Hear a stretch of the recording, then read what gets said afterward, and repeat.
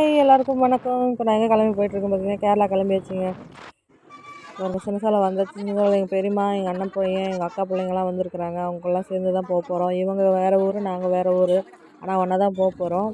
பாருங்க, சேலம் பஸ் ஏறியாச்சு. பஸ்ஸில் ட்ராவல் பண்ணிகிட்ருக்குறோங்க. பாருங்க, முத்துமலை முருகன் தெரிகிறாரா உங்களுக்கு?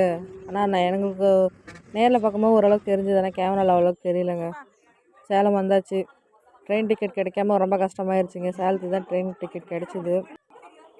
பாருங்க, வந்து சும்மாவே இருக்க மாட்டேங்கிறாங்க. சேட்டை பண்ணிக்கிட்டே தான் கிடக்குறாங்க.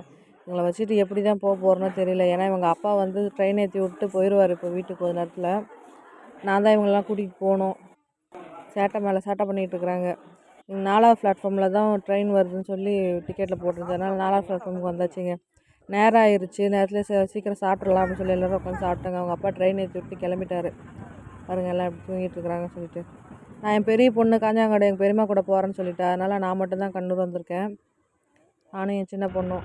பாருங்க, கண்ணூர் வந்தாச்சு. கரெக்டாக 1 வருஷம் ஆச்சுங்க நான் கேரளா வந்து. இப்போ தான் திருப்பி ரிட்டன் வந்திருக்கேன். இப்போது டைம் பார்த்திங்கன்னா காலையில் மணி 5:30 ஆகுதுங்க. அப்படியே ஒரு வழியாக ஊருக்கு வந்துச்சு. இதுதான் பக்கத்தில் இருக்கிற ஹாஸ்பிட்டலுங்க, ஏகேஜி ஹாஸ்பிட்டல். இதுதான் கொஞ்சம் பெரிய ஹாஸ்பிட்டலுங்க. ஒரு வழியாக கேரளா வந்தாச்சுங்க.